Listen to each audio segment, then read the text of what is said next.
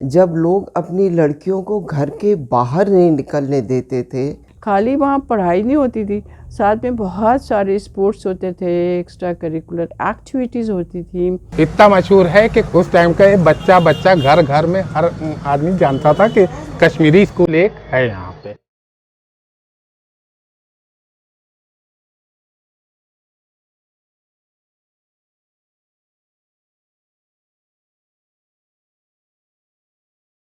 एक चीनी कहावत है कि अगर आप 1 साल के लिए मंसूबा बना रहे हैं तो चावल लगाएं। अगर ये ख्याल 10 बरस के लिए है तो पेड़ लगाएं, और अगर आप 100 बरस के लिए इरादा कर रहे हैं तो तालीम दें। अब सवाल उठता है कि अगर इससे ज़्यादा अरसे का इरादा बनाना हो तो क्या करें। इसका सिर्फ और सिर्फ एक ही जवाब है कि कहीं भी और कभी भी बनाया जाने वाला मंसूबा अगर तालीम से जुड़ा है तो यही मुकम्मल है। 20वीं सदी की शुरुआत में एक ऐसा ही मंसूबा Irish lady doctor Annie Besant और पंडित सूरज नारायण बहादुर ने बनाया। स्वामी विवेकानंद से मुतासिर एनी बेसेंट 1893 में वेदों को गहराई से जानने हिंदुस्तान आई थीं। विमेन एजुकेशन और एम्पावरमेंट की रहनुमा एनी बेसेंट ने थियोसॉफिकल सोसाइटी ऑफ इंडिया के ज़रिए इस फ़िलॉसफ़ी को आम इंसान तक पहुंचाने का बेड़ा उठाया। एनी बेसेंट ने पुराने लखनऊ के कश्मीरी मोहल्ला में रहने वाले जज पंडित सूरज नारायण बहादुर को इस सोसाइटी का सेक्रेटरी बनाया। कश्मीरी मोहल्ला की तारीख खंगालने पर जो जानकारी मिलती है उसके मुताबिक नवाब आसिफुद्दौला ने 1775 में जब अपनी राजधानी फैज़ाबाद से लखनऊ की तो उस वक्त उनके साथ बड़ी तादाद में हिंदू और मुसलमान कश्मीरियों ने भी इस शहर की तरफ कूच किया। ये वो कश्मीरी ख़ानदान थे जो कश्मीर को अलविदा कहने के साथ नॉर्थ इंडिया के किसी भी हिस्से में बसने को राज़ी थे। तहजीब, तौर तरीक़े और रंग रूप के मामले में इन कश्मीरियों का रहन सहन अवध के नवाबों से बहुत मेल खाता था। यही वजह थी कि इन कश्मीरियों का नवाबी घरानों में उठना बैठना और यहाँ तक कि उनकी अदालतों में ऊंचे ओहदों पर पहुँचना मुमकिन हुआ। डॉक्टर एनी बेसेंट ने पंडित सूरज नारायण बहादुर को मिशनरी जज्बे के तहत कश्मीरी लड़कियों के लिए रस्मी तालीम देने की ग़रज़ से इस इलाक़े में एक स्कूल शुरू करने का मशवरा दिया। नतीजतन साल 1900 में पंडित सूरज नारायण बहादुर ने कम्युनिटी की लड़कियों की रस्मी तालीम की इब्तिदा के लिए अपनी ही हवेली में एक मुकामी प्राइमरी स्कूल शुरू करने का फ़ैसला किया। हवेली में स्कूल की शुरुआत किए जाने की जानकारी हमें iKashmir.net पर डॉक्टर बैकुंठ नाथ शर्गा के ब्लॉग से मिलती है। 1938 में पैदा हुए डॉक्टर शर्गा ने 1967 में लखनऊ यूनिवर्सिटी से केमिस्ट्री में PhD की और 1973 से 76 तक Lucknow university associated college teachers association LUCTA के जनरल सेक्रेटरी रहे। साथ ये थिएटर की दुनिया का भी जाना माना नाम बने। डॉक्टर बैकुंठ नाथ शर्गा अपने ब्लॉग में लिखते हैं कि हवेली में स्कूल की शुरुआत पर पंडित सूरज नारायण बहादुर को अपनी ही बिरादरी के लोगों की मुखालिफत का सामना करना पड़ा। ये वो दौर था जब लड़कियों के लिए पर्दे और पाबंदियों का दायरा बहुत सख्त हुआ करता था। शादी से पहले उन्हें मजहबी जानकारी के अलावा ख़त लिखने भर की पढ़ाई के साथ कुछ हिसाब किताब सिखा दिया जाता था जो घरदारी के काम आ सके। आखिरकार इन हालात में पंडित सूरज नारायण बहादुर के पास अपनी बहुओं को इस स्कूल में दाखिल कराने के अलावा और कोई चारा नहीं बचा था। ये तदबीर काम आई और दूसरी बच्चियों के दाखिले के इम्कान बने। धीरे धीरे पास पड़ोस और बिरादरी के दूसरे लोगों ने भी अपनी बेटियों को पढ़ने के लिए इस स्कूल में भेजने की हिम्मत की। स्कूल से छपने वाली सालाना मैगज़ीन सुभाषिनी से मिली जानकारी के मुताबिक सन 1904 में डॉक्टर एनी बेसेंट की सलाह पर जज सूरज नारायण बहादुर ने कुछ और कश्मीरियों से मशवरा करने के बाद एक प्राइमरी व नकेलर स्कूल की नींव डाली, जिसमें उनकी बेटियों के अलावा पास पड़ोस की बच्चियां भी तालीम हासिल करने आ सकें। स्कूल से वाबस्ता लोगों के लिए ये फ़ख्र की बात है कि इस स्कूल की बुनियाद रखे जाने के 1 बरस बाद किंग जॉर्ज मेडिकल कॉलेज और 16 बरस बाद लखनऊ यूनिवर्सिटी वजूद में आए। 15 लड़कियों के दाखिले के साथ स्कूल शुरू हुआ, मगर इस शुरुआत के लिए पंडित सूरज नारायण बहादुर को तमाम दुश्वारियों का सामना करना पड़ा। रिहायशी लोगों की दलील थी कि अगर उनकी बेटियां स्कूल जाएंगी तो उनसे शादी कौन करेगा। साल 1905 में मिस बिरकेट को स्कूल में 25 रुपये माहाना की तनख्वाह पर यहाँ अंग्रेज़ी सिखाने के लिए रखा गया। अक्टूबर 1905 तक स्कूल आने वाली बच्चियों की तादाद 29 से बढ़कर 39 हो गई, जिसके चलते मिडिल सेक्शन शुरू किया गया। इसी वक्त मिस रे ने बतौर इंचार्ज यहाँ की जिम्मेदारी संभाली। साल 1908 तक ये स्कूल उम्मीदों से कहीं ज़्यादा आगे जा चुका था और ये वही वक्त था जब इस फलते फूलते स्कूल को फाउंडर ने लखनऊ नगर पालिका को सौंप दिया। साल 1910 में education committee of municipal board ने एक रेजोल्यूशन के तहत जिन चंद मांगों को सामने रखा वो ये थी कि कश्मीरी मोहल्ला वर्नाक्यूलर मिडिल गर्ल्स स्कूल को बेहतर तनख्वाह और एक बड़ा स्टाफ देकर सुधार के साथ इसे Anglo vernacular middle girls school बनाया जाए। स्कूल की इमारत बनाने के लिए ज़मीन का एक महफूज प्लॉट हो जिसके ख़रीदारी के लिए डायरेक्टर पब्लिक इंस्ट्रक्शन से ग्रांट तलब की जाए। महज 7 बरसों में ये स्कूल कामयाबी की एक सुनहरी दास्तान लिख चुका था। 23 दिसंबर 1911 की यादगार तारीख, बड़े बड़े मैदानों के साथ बरामदों और 8 बड़े कमरों वाले इस स्कूल को लेडी पॉटर ने खोला। उस वक्त स्कूल की इस इमारत की कीमत 15,928 रुपये थी। यहाँ पढ़ने वाले बच्चियों की तादाद बढ़कर 90 हो चुकी थी और इन्हें पढ़ाने के लिए एक हेड मिस्ट्रेस के साथ 6 टीचर्स का स्टाफ मौजूद था। अब इस स्कूल के पास एजुकेशन डिपार्टमेंट की तरफ से मिडिल स्कूल की मान्यता थी। कोई नहीं जानता कि हिंदुस्तान के पहले प्राइम मिनिस्टर की होने वाली बीवी कमला नेहरू भी इसी दौरान यहीं अपनी शुरुआती पढ़ाई कर रही थी। मेरी वालदा जो वहाँ की प्रिंसिपल भी रही हैं, अपने ज़माने में बताती थी कि कमला नेहरू भी कश्मीरी मोहल्ले गर्ल्स कॉलेज में पढ़ी थी और विजय लक्ष्मी पंडित सबसे पहली बार कमला नेहरू को देखने जब आई हैं तो इसी कश्मीरी स्कूल में आई थी। उनकी एंट्री जो वहाँ है वो वहाँ की विजिटर्स बुक में मौजूद है। फरवरी 1915 में सरकार की तरफ से अमेरिका से ट्रेन प्रिंसिपल मिसेस नेफ को इस स्कूल में अपॉइंट किया गया। साथ ही 5,000 रुपयों की ग्रांट भी दी गई। लड़कियों के लिए इंडोर और आउटडोर एक्टिविटीज़ का एहतमाम किया गया। 1923 का साल एक बार फिर से इस स्कूल को हमेशा के लिए फ़ख्र करने का मौका दे गया। इस बरस स्कूल में गर्ल गाइड मूवमेंट शुरू हुआ और स्कूली लड़कियों ने म्यूनिसिपल एजुकेशनल एग्जीबिशन के तहत पर्दा डे कंपटीशन में हिस्सा लेकर 16 मेरिट प्राइज़ जीते। साल 1924 मिस रोज़लाइन इंगेल्स ने बतौर प्रिंसिपल इस स्कूल की जिम्मेदारी संभाली।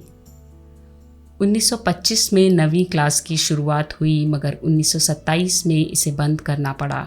स्टेट बैंक ऑफ इंडिया के रिटायर्ड ऑफिसर राजीव प्रसाद 2015 में लिखे अपने ब्लॉग में इस स्कूल के इतिहास पर रोशनी डालते हैं।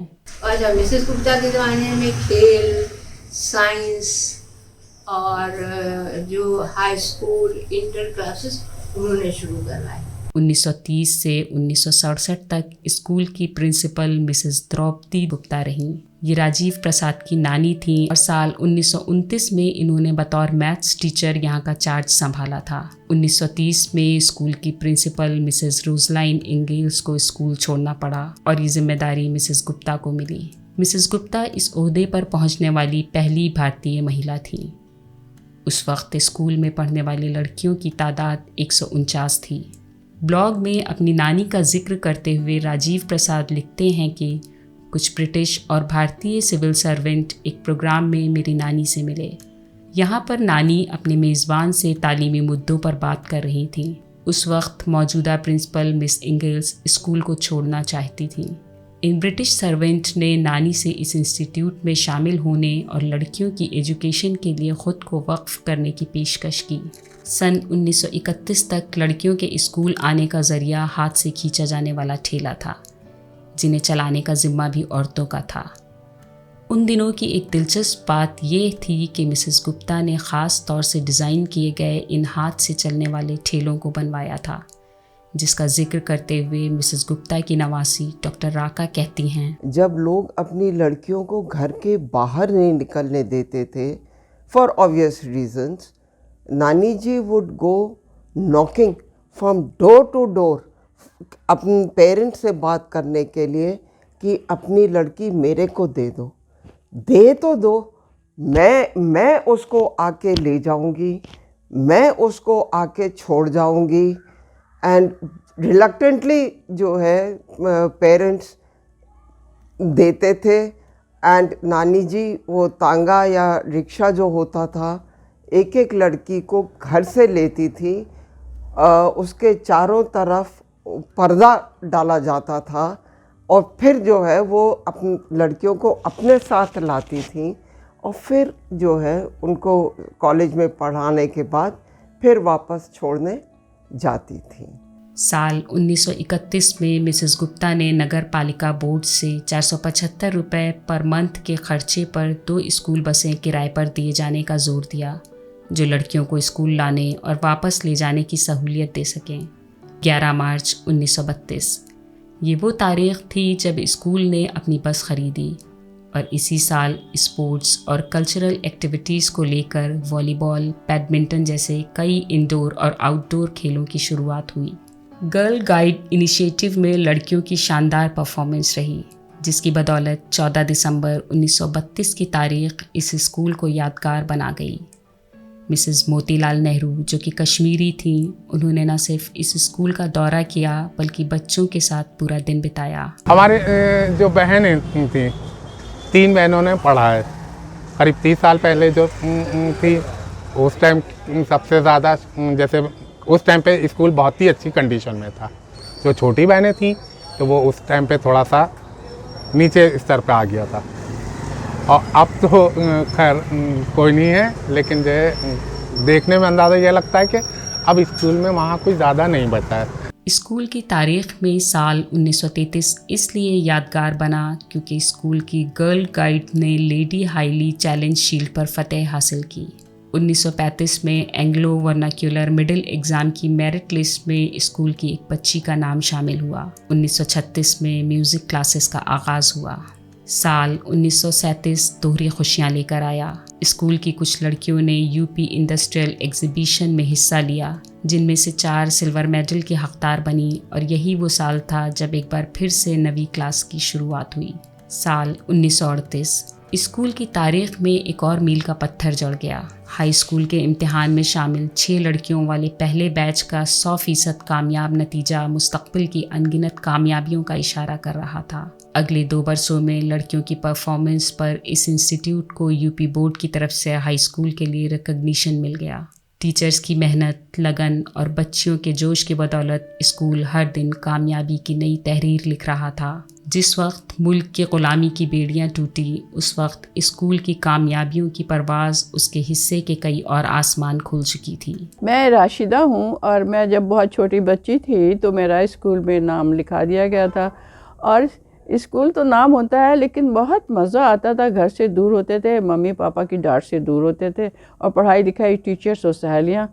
और पढ़ाई के साथ साथ जैसे मैं बड़ी होती गई, पढ़ती गई आगे, तो मैंने देखा कि वहाँ पे खाली पढ़ाई नहीं होती थी, एक्स्ट्रा करिकुलर एक्टिविटीज़ भी होती थी। बहुत सारे गेम्स और म्यूज़िक एंड लाइब्रेरी और cooking and home science, everything was there. 1947 में न सिर्फ यहाँ पढ़ने वाली लड़कियों की तादाद 406 हो गई, बल्कि 2 और पायदान की तरक्की करता हुआ स्कूल इंटरमीडिएट की क्लासेस शुरू कर चुका था। स्कूल को इंटर क्लासेस की तामीर के लिए 9150 की सरकारी ग्रांट मिली और इसी वक्त कॉलेज का नया नाम म्यूनिसिपल गर्ल्स इंटर कॉलेज पड़ा। उन्होंने लड़कियों के लिए एक पढ़ाई की जगह अपने ही मकान में रखी, जहाँ की ज़्यादातर कश्मीरी लड़कियाँ पढ़ने आती थीं। और ऐसा मैंने सुना है कि मेरे फादर, जो लगभग 7 साल के थे, वो भी वहाँ पढ़ने जाते थे। इस तरह मेरे फादर समझिए एक तरह से एक अकेले लड़के थे जिन्होंने लड़कियों के साथ उस वक्त शिक्षा ग्रहण करी। दस्तावेज़ बताते हैं कि ज़रूरत की बाकी रकम का इंतज़ाम अंदरूनी ज़रिए से किया गया। 1950 में इंटरमीडिएट की 2 स्टूडेंट पूरे स्टेट में उर्दू में सबसे ज़्यादा नंबर लाईं। 1952 में स्पोर्ट्स और दूसरी एक्टिविटीज़ में मेडल बटोरे और 1953 में कॉलेज अपनी खूबियों के बल पर हाई स्कूल एग्ज़ाम के लिए सेंटर के लायक साबित हुआ। हाई स्कूल के लिए साइंस क्लासेस का आगाज़ 1956 में हुआ और 1958 में मेडिकल में मुस्तकबिल तलाशने वाली लड़कियों के लिए इंटरमीडिएट दर्जे की साइंस की शुरुआत के साथ एक साइंस लैब भी तामीर हुआ। इन सब के साथ अगले बरस तक यूनिफॉर्म, प्रेयर और फिज़िकल ट्रेनिंग भी यहाँ के रूटीन का हिस्सा बन चुकी थी। साल 1972 में बायोलॉजी फैकल्टी में ज्वाइनिंग लेने वाली मिस शहनाज ज़रीना ख़ान का कहना है कि हमारे स्कूल की लेबोरेटरी शहर की सबसे रिच लेबोरेटरी हुआ करती थी। और ख़ास तौर से कश्मीरी जाने की मेरी वजह ये थी कि उसकी साइंस की लैब्स बहुत वेल फर्निश्ड थी। इतने रिसोर्सेज किसी प्राइवेट स्कूल के पास भी नहीं थे जितने कश्मीरी की लैब्स में थे। हर स्टूडेंट को हर एक्सपेरिमेंट करने के लिए लैब में मुकम्मल सामान मुहैया था, चाहे वो फिज़िक्स हो, केमिस्ट्री हो या बायोलॉजी हो।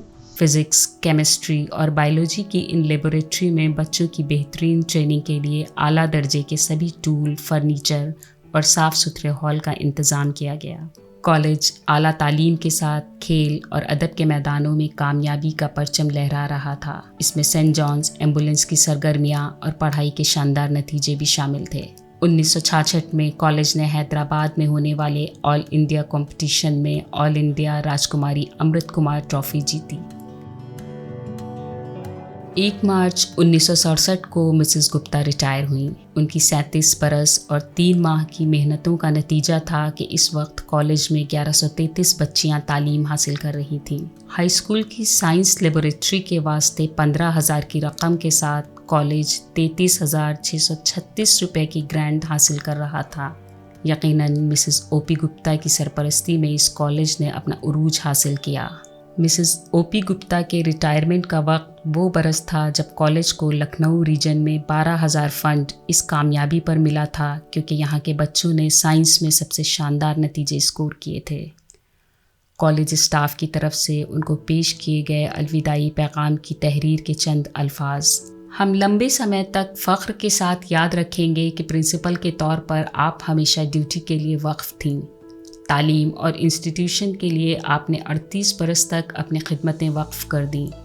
कभी भी किनारा कशी या आराम की ख्वाहिश नहीं की, कभी थकान महसूस नहीं की, आखिरी घंटे तक। हकीकत में आपने इस इंस्टीट्यूशन को बनाया। फहरिस्त में बच्चों की गिनती 15 से आगाज़ करने वाले इस स्कूल को 1133 तक पहुंचा दिया। ये छोटे कमरों वाले एक सेट से एक शानदार और वेल फर्निश्ड स्कूल में तब्दील हुआ।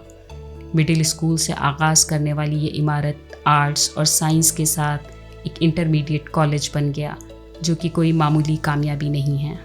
मिसेस गुप्ता ने बतौर प्रिंसिपल जिस वक्त स्कूल की जिम्मेदारी संभाली थी, उस वक्त 149 बच्चे, सख्त पर्दा, चारों सिमत खुले मुखालिफत के मोर्चे और 2-3 चुनिंदा सब्जेक्ट थे। मगर अपने अज़्म, हिम्मत और मेहनत के बल पर उन्होंने इस स्कूल में रोशन तालीम की मशाल को ऐसा जगमगाया जो आज भी सारी दुनिया में अपनी चमक बिखेर रही है। I had my principal at that time was Mrs. Gupta. She had very decent personality for that place, handling manners and so many things. We had got so many decent teachers of that time. एक college की यादगार में और school की बचपन की ये बहुत ज़बरदस्त यादगार है कि हमारी जो केजी की जो हम लोगों की टीचर्स थी वो सब हमको लेके बैठती थी, पहाड़ा याद करवाती थी। पेड़ के नीचे वो पेड़ जो था नीम का भी था और कैथे का भी पेड़ था। कैथे के पेड़ में बहुत कैथे आते थे और जब वो गिरते थे तो हम लोग दौड़ने की कोशिश करते और जल्दी से उठा लाते, तोड़ते, खाते। उसका टेस्ट बहुत ही अच्छा था उस कैथे का। वो वैसे कहीं दरख्त लखनऊ में हमको कभी नहीं मिले, ना दुनिया में अभी तक मिले। मिसेस गुप्ता के रिटायरमेंट के वक्त कॉलेज के हर स्टाफ और मुलाजिम की आंख नम और दिल उनके ज़रिए मिलने वाली कामयाबियों का शुक्रगुजार था। एक कट्टर आर्य समाजी ज़िंदगी बिताने वाली मिसेस गुप्ता ने उनकी याद में कॉलेज में स्टैचू लगाने से इसलिए इनकार कर दिया क्योंकि वो कर्म में यकीन रखती थी। 17 मई 1979 को मिसेस गुप्ता ने इस दुनिया को अलविदा कह दिया। मिसेस गुप्ता के बेटे कर्नल वी के गुप्ता ने मिसेस गुप्ता की मौत के बाद उनके नाम पर 2 स्कॉलरशिप शुरू की। हर साल ये स्कॉलरशिप एक टॉपर स्टूडेंट के लिए और दूसरी मुफलिस मगर होनहार बच्ची के लिए थी। साल 2010 में बतौर प्रिंसिपल रिटायर होने वाली मिसेस शहनाज ज़रीना ख़ान बताती हैं कि स्कूल से रिटायरमेंट के वक्त उन्होंने स्कॉलरशिप के फ़ंड को पूरी तरह मेंटेन रखा था। 1967 से 1982 तक इस स्कूल की रहनुमाई प्रिंसिपल मिसेस अख्तर शकील के हाथों में रही। विरासत में मिली इस अमानत की मिसेस शकील ने अपने दौर में भरपूर निगहबानी की। तालीम, डिसिप्लिन और तमाम एक्टिविटीज़ को उन्होंने मिसेस गुप्ता की तर्ज पर बरकरार रखने में मिसाल कायम की। 1982 में कॉलेज के प्राइमरी सेक्शन को अलग कर दिया गया। अब स्कूल एक ही इमारत में 2 शिफ्ट में चलने लगा। हमारा नाम जाहिद जमाल है, जो मुन्ना भाई के नाम से लोग हमें जानते हैं। मिसबा स्टेशनर्स, जो कि हमारी 25 साल पुरानी शॉप है। तो हमने जो बचपने से देखा, तो उस टाइम पे कश्मीरी स्कूल के जो बिल्डिंग्स हैं काफ़ी बड़ी रेंज में है, जो कि एक एरिया कवर कर सकती है। और उसमें 2 गेट हैं, एक फ्रंट पे एक पीछे, और उसमें इतनी लड़कियां थीं कि हम लोग जब गेट खुलता था तो उसमें जो है किसी को निकलने की जगह नहीं मिलती थी सामने रोड पर। साल 1983 से 1988 तक मिसेस चंद्र मोहिनी हजेला ने प्रिंसिपल के ओहदे पर रहते हुए कॉलेज की रवायात को बरकरार रखा और इनके बाद मिसेस शांति कुमार ने साल 1988 से साल 2003 तक इस जिम्मेदारी को निभाया। 20वीं सदी की शुरुआत में कायम हुए इस स्कूल ने अपने उरूज का दौर देखा था। यहाँ पढ़ने वाली लड़कियों ने हर मैदान में फ़तेह का परचम फहराया।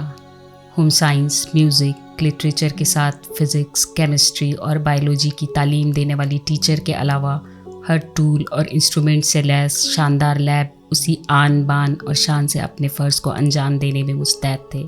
और वहीं पे मैंने सारे गेम्स के नाम सुने थे जो मैं पहले नहीं जानती थी, और मैं उसमें पार्टिसिपेट भी करती थी। खाली पढ़ने का ही नहीं काम था, और भी सब काम करने होते थे। ज़्यादा नंबर लाता था, टॉप करता था, उसको बहुत 4-4 लड्डू मिलते थे, इतने मिलते थे कभी कभी कि उसको संभालना मुश्किल हो जाता था। वो अपनी कुर्सी से उठती थी तो कुर्सी की आवाज़ के साथ कॉलेज में सन्नाटा छा जाता था। नगर निगम की सरपरस्ती में ये कॉलेज बड़ी ही मामूली फ़ीस के साथ बेशुमार ऐसी बच्चियों की पढ़ाई का ज़रिया बना हुआ था जिनके लिए शायद यहाँ के अलावा इतनी आला तालीम हासिल करना मुमकिन नहीं था। मगर 20वीं सदी के ख़ात्मे और 21वीं सदी की शुरुआत ने ये बता दिया था कि कामयाबी की इबारत सिर्फ अंग्रेज़ी ज़ुबान में ही लिखी जा सकती है, और म्यूनिसिपल गर्ल्स इंटर कॉलेज अपनी तमाम तर खूबियों के बावजूद इस रेस में शामिल ना हो सका। लगभग हर मोर्चे पर जीत हासिल करने वाले इस कॉलेज में अब सिर्फ वही बच्चे दाखिल होने लगे जो अंग्रेज़ी तालीम के लिए भारी कीमत अदा नहीं कर सकते थे। यहाँ धीरे धीरे उन बच्चियों की तादाद बढ़ने लगी जिनके घरों में तालीम से पहले ज़िंदगी की दूसरी ज़रूरियात का इंतज़ाम अहम था, और इनमें से ज़्यादातर सरपरस्तों को तालीम का ठप्पा महज इसलिए चाहिए था ताकि बेटी की शादी के वक्त उसे अनपढ़ कहने से बचा सकें और इस पर बिल्कुल भी लागत ना आए। इन सब के बावजूद भी टीचर्स की मुस्तैदी और लगन का नतीजा था जिसने कई ज़हीन बच्चों को तराशा और उस मुकाम तक पहुंचाने में मदद की जहां उन्होंने कॉलेज का नाम रोशन किया। साल 2007 में मिसेस शहनाज ज़रीना ख़ान ने बतौर प्रिंसिपल स्कूल का शताब्दी समारोह मनाया तो उस समय मौजूद सभी यादगार शख्सियतों को बुलाया था, जिसमें स्कूल फाउंडर सूरज नारायण बहादुर के पोते डॉक्टर हरि नारायण बहादुर, मिसेस अख्तर शकील, महापौर दिनेश शर्मा के अलावा कई पुरानी टीचर्स और स्टूडेंट ने हिस्सा लिया। जुलाई 2006 से जून 2010 तक प्रिंसिपल के ओहदे पर रही मिसेस शहनाज ज़रीना ख़ान ने अपनी प्रिंसिपलशिप के दौरान स्कूल की कम हुई साख को एक बार फिर से उरूज पर लाने की हर मुमकिन कोशिश की। मिसेस ओपी गुप्ता की तर्ज पर काम को अहमियत देते हुए वो न सिर्फ बच्चों की तालीम बल्कि स्पोर्ट्स और कल्चरल एक्टिविटीज़ के ग्राफ को फिर उन्हीं ऊंचाइयों तक लाने की जद्दोजहद में लगी रही। वाटर हार्वेस्टिंग की कोशिश के साथ इंटर कॉलेज को डिग्री कॉलेज बनाने का हर जतन उन्होंने किया, यहाँ तक कि जिस दिन उनका रिटायरमेंट होना था उस दिन भी अपने ही अलविदाई प्रोग्राम में शरीक होने के बजाय उन्होंने दफ्तरों के चक्कर काटते हुए गुजारा। उनकी सारी प्लानिंग, प्रेजेंटेशन और जी तोड़ कोशिशें नाकामयाब रहीं और उन्हें डिग्री कॉलेज की मंजूरी ना मिलने का कोई माकूल जवाब तक न मिल सका। बातचीत और शूटिंग के इस सिलसिले में जब स्कूल के प्राइमरी सेक्शन को कवर किया तो कोविड के दिनों में होने वाली अनदेखी से उभरते प्राइमरी स्कूल की प्रिंसिपल ने एक बार फिर से बच्चों के बढ़ते दाखिले की जानकारी दी। साथ ही उन्होंने स्कूल और बच्चों से जुड़े अपने मुद्दे भी बयान किए। बच्चों के लिए कुछ नहीं है, ना कोई झूला है, ना कोई मतलब क्लासेस इतने गंदे, इतने टूटे हुए शीशे जिनको पेंट कराना बहुत ज़रूरी है। हम तो मतलब जितनी मेरी कोशिश हुई मैंने थोड़ा बहुत करवा लिया है, लेकिन बाकी क्लासेस बहुत बड़े बड़े हॉल हैं। स्कूल बहुत अच्छा है, बिल्डिंग बहुत अच्छी है, टीचर्स अच्छी हैं, लेकिन यहाँ पे पैसे की बहुत कमी है। जो अगर पैसा होता तो हम खुद ही सारा चीज़ें करवा लेते, लेकिन यहाँ पैसा है ही नहीं। पैसे के नाम पे बस यह है कि बस आप करा सकते हैं तो करा लीजिए, लेकिन यहाँ बच्चों के लिए सबसे ज़्यादा बच्चों के लिए मुझे चाहिए, और मुझे और एक्स्ट्रा कुछ नहीं चाहिए कि मुझे कुछ दे दो या किसी और को कुछ दे दो। सिर्फ हमारे क्लासेस अच्छे हो जाए, हमारे क्लासेस में डेस्क, टेबल, ब्लैक बोर्ड सब बिल्कुल वेल्ड होना चाहिए, पेंट होना चाहिए। यहाँ क्योंकि मैं म्यूनिसिपल नर्सरी में 35 साल रही हूँ और मेरा स्कूल बहुत अच्छा था, वेल्ड था, बिल्कुल हर तरफ हर चीज़ बच्चों की सहूलियत की थी। और इस स्कूल में आके मैं बहुत दुखी हुई। मैंने देखा यहाँ बच्चे वहाँ भी अमीर और गरीब पढ़ रहे हैं और बच्चे यहाँ भी अमीर और गरीब हैं, लेकिन इन बच्चों के लिए यहाँ नगर निगम से मैं यही रिक्वेस्ट करूँगी कि नगर निगम वाले यहाँ थोड़ा ध्यान दें, क्योंकि ये बच्चों का स्कूल है और बच्चे छोटे बच्चे भी हैं यहाँ, बड़े बच्चे नहीं हैं। अब इंटरसेक्शन अलग है और मेरा प्राइमरी इधर है, लेकिन मुझे मतलब कोई मेंटेनेंस नहीं है यहाँ पे, बिल्कुल है ही नहीं, नो, बिल्कुल हमारा थोड़ा सा सेपरेट हो जाए तो जिससे मैं अपना बच्चों का अपने लिए हिसाब से करा सकूँ। यहाँ बच्चों के बाथरूम इतनी बुरी तरह टूटे, गंदे, टीचर्स के बाथरूम के दरवाजे टूटे, बिल्कुल। मैम ने भी कराया, पेंटिंग कराई, अपने पास से पैसा लगाया। कोई ऐसा प्रिंसिपल मैंने आज तक नहीं देखा जो अपने पास से पैसा अरे क्या वो कोई बात नहीं। 11 साल में आप मैम लोग तो बहुत पुराने, कभी आपने पेंटिंग देखी नहीं, मतलब कि कभी पेंटिंग हुई। हम तो 22 साल मैम हमारे स्कूल को फंडिंग मिल जाएगी तो हम इस एरिया के सारे बच्चों को अट्रैक्ट करके अपने स्कूल में ला सकते हैं और उनको शिक्षा आए हैं सब इंग्लिश मीडियम स्कूल छोड़ के आए हैं। कंप्यूटर भी होना चाहिए। मैम ये सबसे इम्पोर्टेंट है कि हमारे स्कूल को एक इंडिविजुअल पहचान मिले, हमें वो अथॉरिटी मिले, मतलब हमारे स्कूल का कुछ कर सकें। यहाँ की कमला नेहरू पढ़ी हुई है। यस मैम, कमला नेहरू 1905 क्योंकि मैम अगर इसको कमला ध्यान नहीं नेहरू दिया गया तो ये स्कूल अपनी पहचान डे बाय डे खोता जा रहा है। उस पहचान को बचाने के लिए हमें वो अथॉरिटी चाहिए, हमें फंडिंग चाहिए कि हम अपने स्कूल के सारे बच्चों को अच्छे ढंग से शिक्षित कर सकें। सालों से ऐसे ही पड़ा हुआ है, उसकी रिपेयरिंग की बहुत ज़्यादा ज़रूरत है ताकि बच्चों की सेफ्टी के पॉइंट ऑफ व्यू से। और इसमें ये देखिए, ये हाँ डोर की हालत तो बहुत ही बुरी है, बाकी इस पर सिटकनी वगैरह कुछ नहीं है।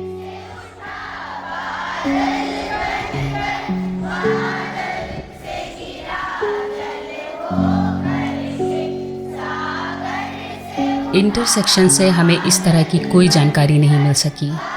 स्कूल का इतिहास, अवार्ड, विजिटर बुक भी स्कूल से नहीं मिली। फिज़िक्स और केमिस्ट्री लैब के ताले इस वजह से नहीं खोले जा सके क्योंकि इमारत का ये हिस्सा इतना कमज़ोर हो गया है कि किसी भी लम्हे गिरने का ख़तरा है। बायोलॉजी लैब की तस्वीरें लेना इसलिए मुमकिन हुआ क्योंकि यहाँ का दरवाज़ा टूटा हुआ था। पुरानी लाइब्रेरी को क्लास में तब्दील कर दिया गया है। म्यूज़िक रूम और कंप्यूटर रूम की भी कवरेज मुमकिन नहीं हो सकी। स्कूल की बच्चियों को दी जाने वाली स्कॉलरशिप की जानकारी भी हमें नहीं मिल सकी। एक नायाब विरासत को समेटे इस कॉलेज से दुनिया को रूबरू कराना हमारा मकसद था, जिसकी शानदार मुस्तकबिल की ख्वाहिश इस स्कूल से वाबस्ता हर शख्स और यहाँ से तालीम पाने वाले हर हस्ती की दुआ है। कोई रिलीजन से किसी को कोई मतलब नहीं, सब दोस्त हैं, सब पढ़ते हैं, सब स्टूडेंट हैं। और मिसेस गुप्ता का एक एडमिनिस्ट्रेशन होता था कि हमारा सिर्फ एक मोटो था स्कूल में आने के बाद पढ़ना और सीखना और सिखाना। केजी की जो हम लोगों की टीचर्स थी वो सब हमको लेके बैठती थी, पहाड़ा याद करवाती थी पेड़ के नीचे। वो पेड़ जो था नीम का भी था और कैथे का भी पेड़ था।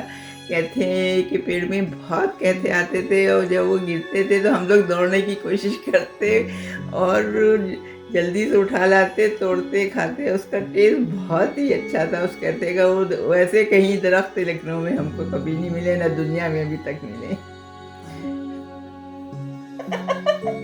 ए खुदा, अपनी अदालत में मेरी ज़मानत रखना, मैं रहूँ या न रहूँ, कश्मीरी मोहल्ला म्यूनिसिपल गर्ल्स इंटर कॉलेज को आबाद रखना।